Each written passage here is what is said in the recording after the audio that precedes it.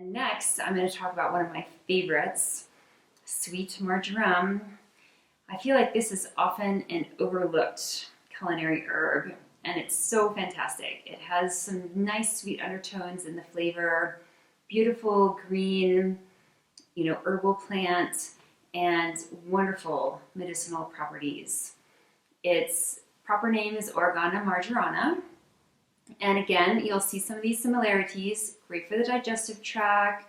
It's a nice expectorant, so it soothes bronchial spasms. It relieves smooth muscle spasms in the body. Marjoram is also a stimulant and a calmative. So I want to talk about that a little bit.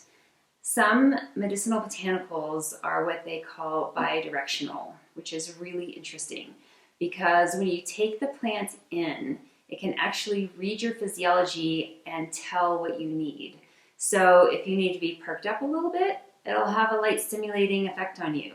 If you need to be calmed down, it'll help calm you down. But it knows what to do once it gets into your body. And marjoram is like that, which makes it really special. It's also a great antioxidant and has a lot of antiviral properties. So all around amazing herb. And historically, marjoram has been used for coughs, colds. When you look at old recipes for like cough syrups and things, old homemade recipes, you'll often find marjoram in there, which is really fascinating. So great historical uses, the historical uses have been documented. And it's also great for stomach and digestive indigestion issues. Now, one unique characteristic here for the marjoram is motion sickness and seasickness. So, as I mentioned before, as we go through these different herbs, I'm trying to point out some of the areas where they have their specialty. So that's the one for marjoram, is this motion sickness, seasickness, and it has to do with this calming effects on your body. So a good one if you're going to be in that situation. Also helps with inflammation in the mouth. So again, if you want to do a homemade antibacterial mouth rinse, if you've been going through any kind of dental issues, drinking extra marjoram tea, maybe holding it in your mouth a little bit, so those antibacterial properties can work there before you swallow. And it's great for mouth issues like that. And also a wonderful herb if you're suffering from insomnia.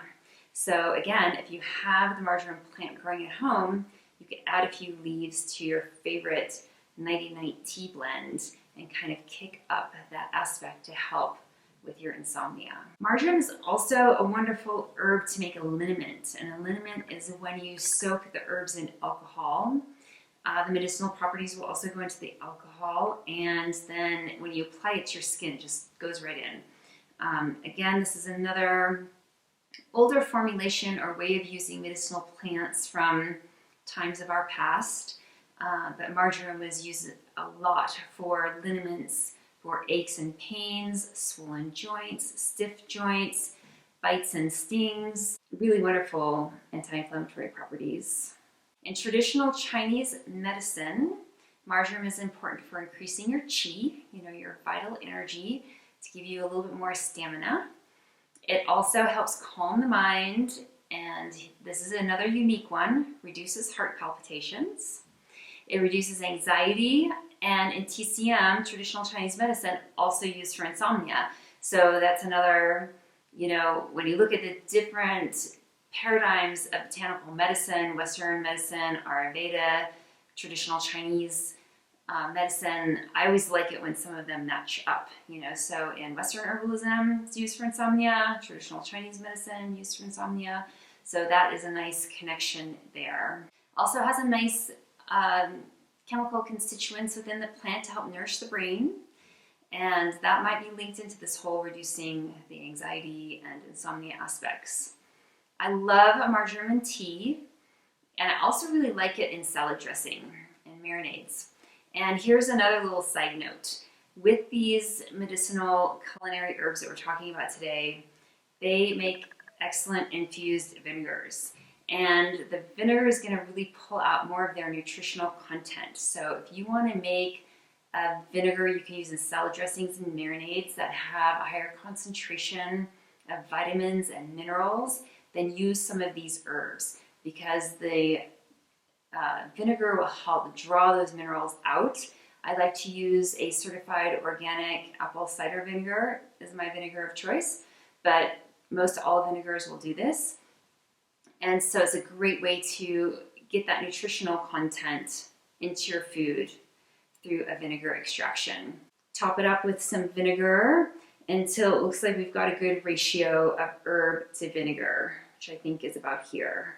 And then I'll cap that, let it sit for 5 to 7 days, strain, and you've got a wonderful herbal infused vinegar to use for your salad dressings and marinades at home.